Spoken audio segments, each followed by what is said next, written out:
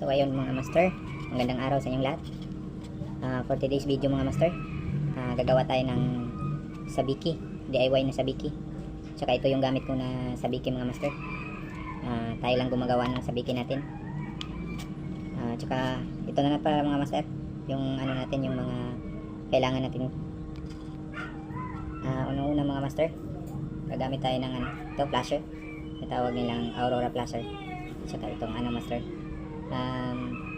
pintab kulay mint green, at saka itong white. Gagamit tayo mamaya master. At saka syempre hooks number 9 master, yung may tenga yung ginagamit natin. At saka itong mga master,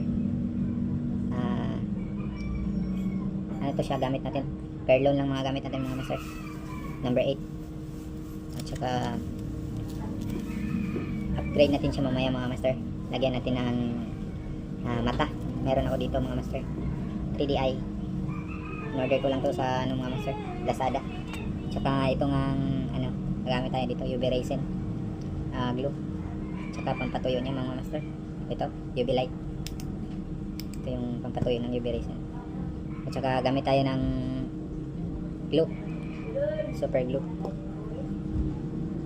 So ayun mga master, simulan na tayo na gumawa ng Rattler sabiki. Tsaka ito nga pala mga master, gamit tayo nito, sinulid na kulay pula. So ayun, magawa muna tayo mga master. So unang-unang mga master, hooks, lalagyan natin ng sinulid kulay pula. Pula mga master, para tsaka ilalak natin mga master. Ayun, tsaka kuha tayo ng mga master, ang tinatawag na flasher, kabilaan yan mga master. Bali 4 na piraso yung natin mga master, ilalagay. Ayan.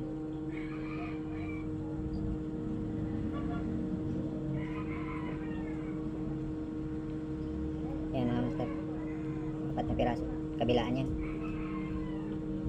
Diba, ayan, patali na natin mga master. So ayun mga master, kuha muna tayo ng dalawa ulit para sa kabila mga master. Dalawa. Ayan.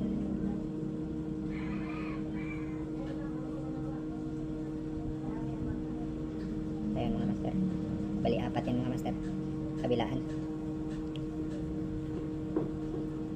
Lalak muna na yung master para sure. Saka yung mga exist niya mga master, kakat natin. Ayan. Ayan mga master, kailangan matulis talaga yung mo mga master, yung gunting. Ayan. So ayan yung itsura nya. Saka yung exist na sinulid mga master, tanggalin lang natin. Ayan master. Ayun. So ayun mga master, katay ng mga master. Ito na yung nya, ito na yung niya mga master. Yan, may flasher na siya. So lalagyan na lang natin ng mga master, yung pakintab na mint green. Ayan mga master, pwede na yun mga master. Ayan, huwag lang masyadong mahaba master, ito lang para ayan. So ayan mga master.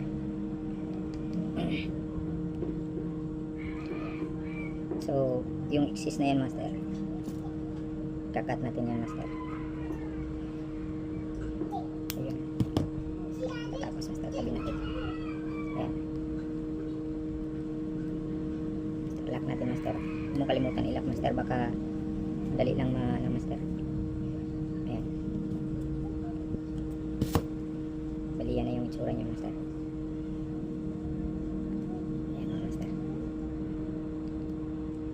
bali yan na yung itsura niya master. Ayan, ay na. So natin master, secure natin.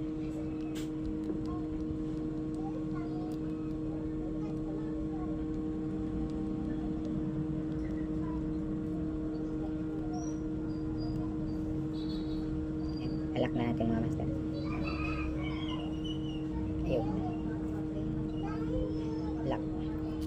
tsaka yung axis niya mga master. Okay na yun mga master. Putulin mo na. So ayan master. Ito na yung magiging itsura ng ano natin mga master. Ayan. Yung mga axis. Kato na yan yung axis. So ayan mga master. Ayan.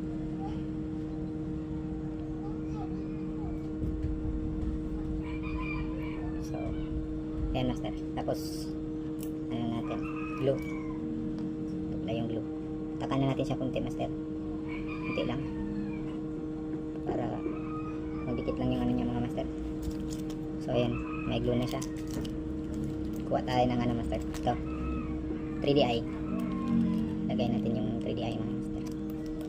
Tuyuin mo lang kunti. Ayan. Kunti lang. Tuyuin lang natin.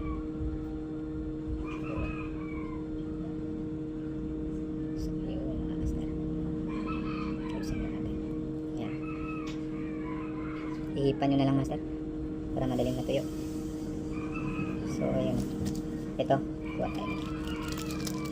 Dalawang master. Ayan. Ayan.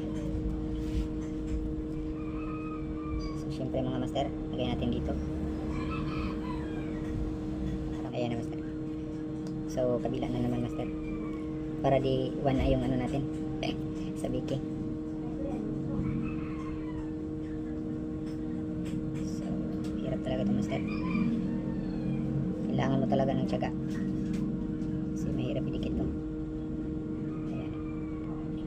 Ayan mga master. So ayan mga master, mayroon na siyang ano, 3D eye. Ayan. Yan yung ano niya mga master. So ayan, check mo kung okay na yung ano niya. So ngayon lalagyan natin ng ano, UV resin. So ganyan lang pagpatak master. Kunti lang. Kunti lang talaga master. Ayan muna master yan. Takan mo muna kunti. Ayan. Ayan master. So ayan. UV light mga master. Para tumuyo yung ano natin. Yung sa BKI. So ayan mga master. So ito na naman. Sa ano niya. Atak mo na lang konti. Kunti lang master. Ayan. Ayan mga master. Para didikit yan master. Titigas yan. Mga ilang minuto lang. Titigas na yan. So master.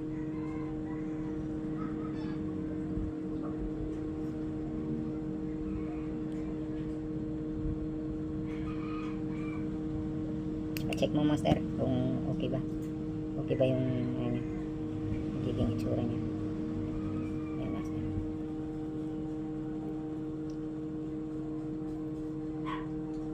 So ayun mga master, ito na naging itsura niya mga master pag nasa ano na yan. Ayan mga master,